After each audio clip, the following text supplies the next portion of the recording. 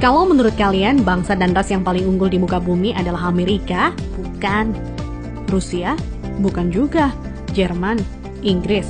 Prancis? Juga bukan. Cina? Apalagi? Bukan guys. Menurut ahli DNA dari Oxford University, Stephen Oppenheimer, pada acara bedah bukunya berjudul Eden in the East, Surga di Timur, bahwa induk peradaban manusia modern bukan berasal dari Mesir, bukan dari Mediterania, dan tidak juga dari Mesopotamia, bukan pula dari Barat apalagi Cina, tetapi peradaban manusia modern justru dari Indonesia. Iya guys, bangsa ini merupakan pewaris tunggal kejayaan bangsa-bangsa besar di masa lalu.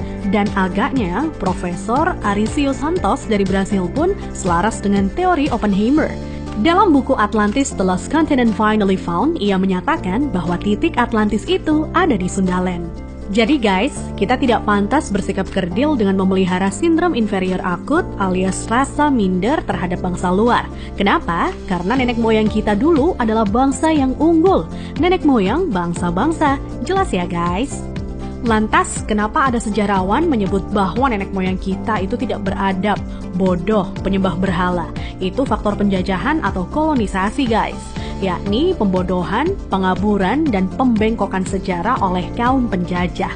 Menurut Juri Lina dalam buku Architect of Deception, Secret of Freemasonry, ada 3 cara melemahkan dan menjajah suatu negeri. Pertama, kaburkan sejarahnya. Kedua, hancurkan bukti-bukti sejarah bangsa itu hingga tidak bisa lagi diteliti dan dibuktikan kebenarannya.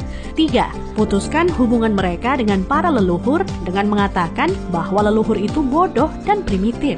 Guys, sejarah Nusantara ini dibikin oleh kaum penjajah seolah-olah hanya dimulai dari era kemerdekaan atau paling jauh di era Raja-Raja Nusantara dulu versi penjajah. Tahu nggak sih guys, ribuan tahun lalu Nusantara terbagi dalam 3 era loh. Era pertama disebut era Wangsa Keling.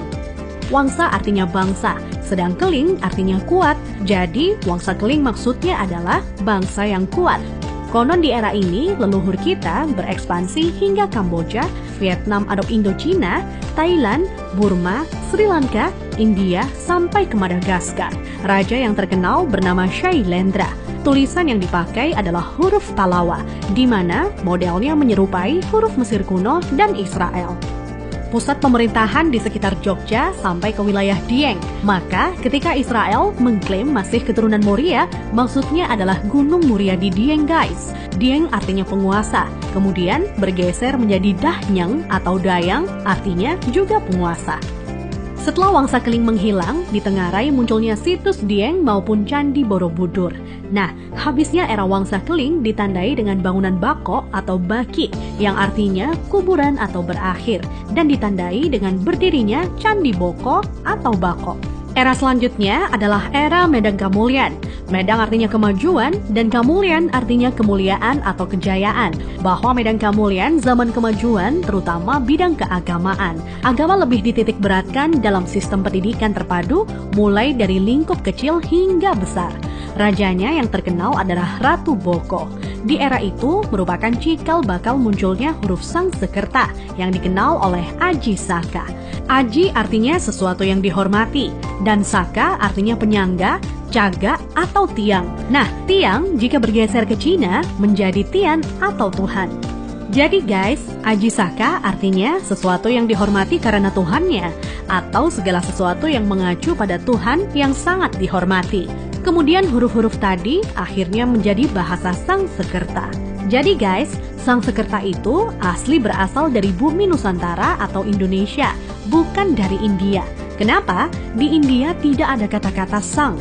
Jika berbasis kata sang, justru lebih dekat ke Cina. Contohnya Chiang Kai-shek, di mana Chiang oleh bangsa Cina dibaca sang. Jadi guys, sang itu berasal dari bahasa asli Indonesia tempo dulu, yakni bahasa Saka. Huruf yang dipakai di era Ratu Boko adalah Sangsekerta. Iya, kerta artinya 4, sedang sang asal kata wangsa atau bangsa. Jadi, Sangsekerta itu 4 bangsa yang meliputi antara lain, pertama, bangsa Qin yang meliputi bangsa Cina sendiri, Vietnam, Laos, dan Kamboja.